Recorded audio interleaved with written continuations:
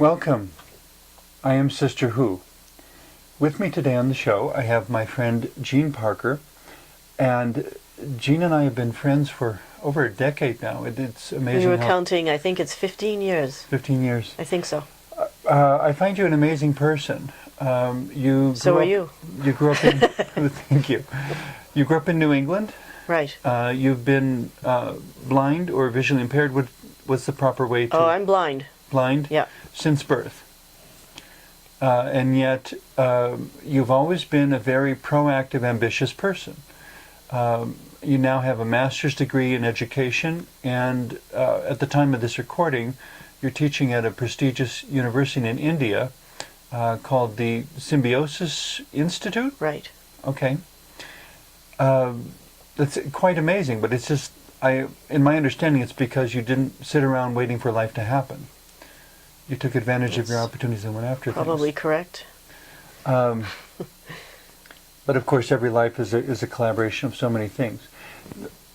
All of this, you know, so now that you have experience living in a different culture than North America or than the United States, all of this can bear on the discussion we wanted to have today. Looking at, well, the four words I came up with, in no particular order, but the media, the internet, economic discrimination, and global community. And through our conversation, we'll get into how all these things tie together. But it seems like perhaps a good place to start is just with the evolution of the media. Or de-evolution, as the case may be. Or de-evolution. It seems to have gone up. It went from singular to diverse, and now it's going back to singular, it seems. And there's debate as to whether it will go completely singular or whether the other forms will remain.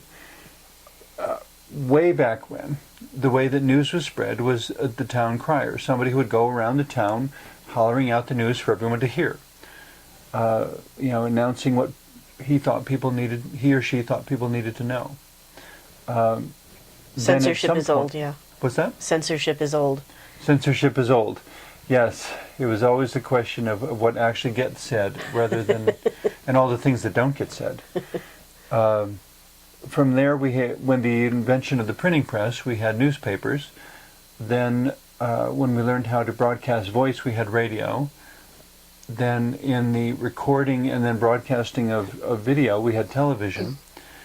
Now, as we get into the age of computers and the internet, it seems all of these are converging back toward unity again, because on the internet, through the computer, you can have newspaper, radio, and television all coming through that one medium.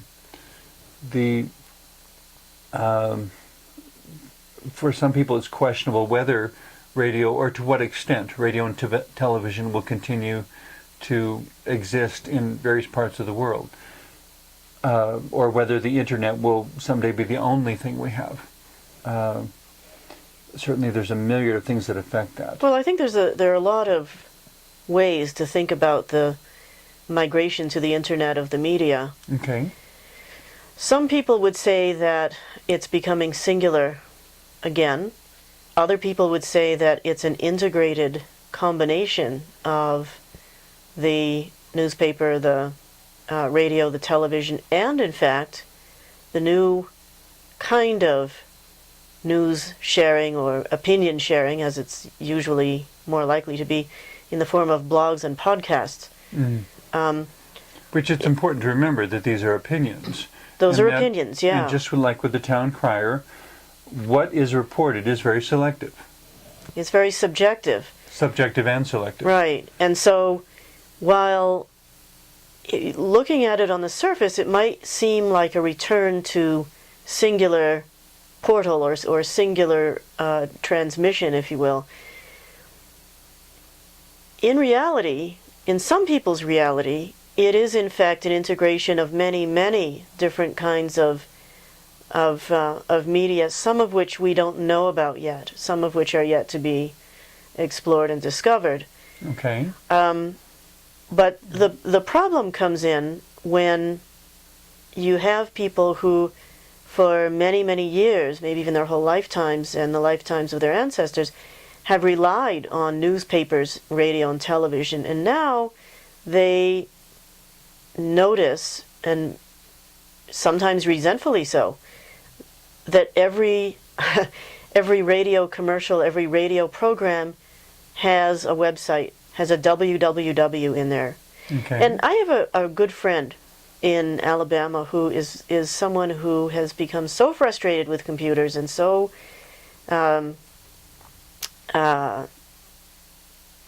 frustrated that he just doesn't want to go forward with being connected and being linked into all of these things.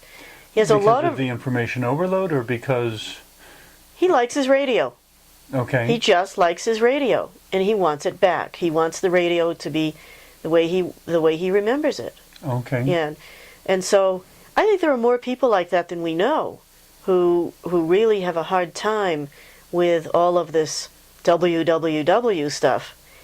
But And that's a certainly then enough of them to keep radio alive, even as the computer and the internet continue to develop. well, but the ways that media happen are not necessarily an accurate indication of what people think.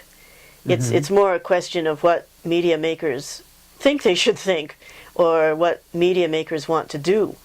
Well, and- and to the extent that the media actually programs the general public to think a certain way. Right. Yeah. So that's in there too. But of more concern, that's more of a choice that he's made. I'm just making one example of someone who's, every time I talk to him, he's got a computer, and he can do email, and that's about it, and he just have no use for the internet at all. That's a choice that he's made. Perfectly intelligent person, able to learn the internet if he wants to, etc.